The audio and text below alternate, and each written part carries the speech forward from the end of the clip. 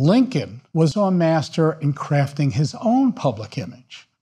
And though he was 6 foot 4 inches tall and towered over most of his contemporaries, Abraham Lincoln chose to stand out even more by wearing high stovepipe hats. Silk hats were stylish and popular in the 1850s. Silk had been replacing beaver fur as the preferred hat material in America for several decades. The husband of Britain's Queen Victoria, Prince Albert, wore a top hat, and it became a symbol of upper-class respectability. In America, silk hats signaled a more urbane presence than fur caps, felt bowler hats, and other headwear typically worn in the United States. While frontier values of honesty and hard work might have helped get Abraham elected president, he would need to project sophistication and an elevated stature to meet the nation's challenges during the Civil War. Now let's take a careful look at this hat.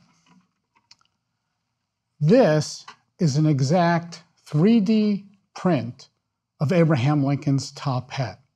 It was made with the precise use of a laser scanner at the Smithsonian, recording every aspect of the hat in the Smithsonian's collection, and then literally printing it out, not in silk, but in a synthetic material, layer by layer, using pretty sophisticated software and equipment.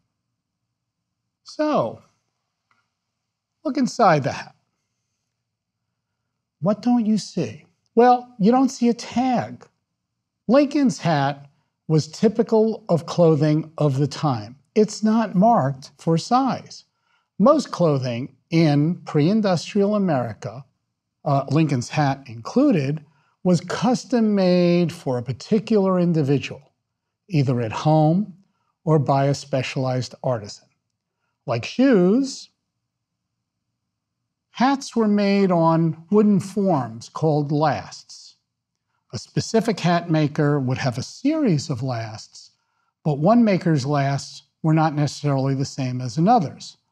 A customer would try on a hat for fit rather than look for a specific size. And while Abraham Lincoln's hat was not labeled as such, it would today correspond to a size 7 1/8.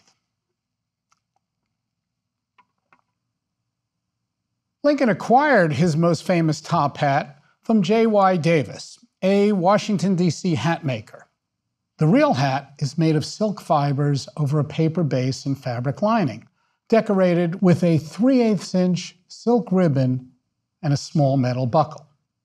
After its purchase, Lincoln added this 3-inch silk ribbon mourning band in memory of his deceased son, Willie, who had died in 1862.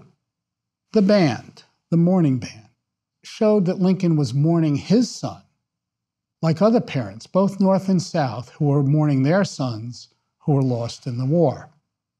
It was a statement that Lincoln was making of personal loss and also one of public empathy. Now, Lincoln's associates did not particularly like him wearing this tall top hat. It made him an even larger target for snipers. But Lincoln persisted and wore top hats for battlefield visits, including at Gettysburg. Lincoln wore this hat for the last time on Friday, April 14th, 1865. The Civil War had ended 5 days before with General Robert E. Lee's surrender to General Ulysses S. Grant at Appomattox Courthouse. Lincoln had preserved the Union and freed the slaves.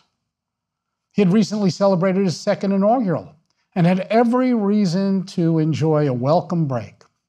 Lincoln planned to take in a performance of Our American Cousin at Ford's Theater with his wife, Mary Todd. On that Good Friday morning, Confederate loyalist John Wilkes Booth, learning that the president would attend the play, joined other conspirators to put in place a bold plan to kidnap and assassinate key Union leaders. In the evening, Lincoln donned his hat when he took his carriage ride from the White House to the nearby theater. He arrived late. The play was already in progress, but the action stopped as the The audience greeted the president. He took his chair in the presidential box, and he placed his hat on the floor beside him. During the third act of that play, Booth made his way to the presidential box and shot Lincoln in the back of the head. The grievously wounded Lincoln was taken to the Petersons' boarding house across the street. Treatment by physicians proved futile, and he died shortly after 7 o'clock the next morning. Lincoln, upon his death, was immediately treated as a Christian martyr by many. Just as with saints and other religious figures, the relics associated with Lincoln not only took on historical significance, but also carried spiritual power as emblems of his sanctity. And just after Lincoln's death, mourners literally descended on Ford's Theater and the Petersons' house, and they sought items associated with Lincoln's martyrdom. Bloodied bandages, linens from his deathbed, locks of his hair, moldings from the theater's box, even the wallpaper. Now, at the Smithsonian, when the hat came to the Smithsonian 2 years later, Joseph Henry, the head of the Smithsonian, did not want to display the hat because he was worried that if he put it on display, that too would become the subject of this outpouring of what he regarded as kind of quasi-religious fervor. So he thought that would become an object of irrational veneration, and he had the hat stored in the Smithsonian's basement.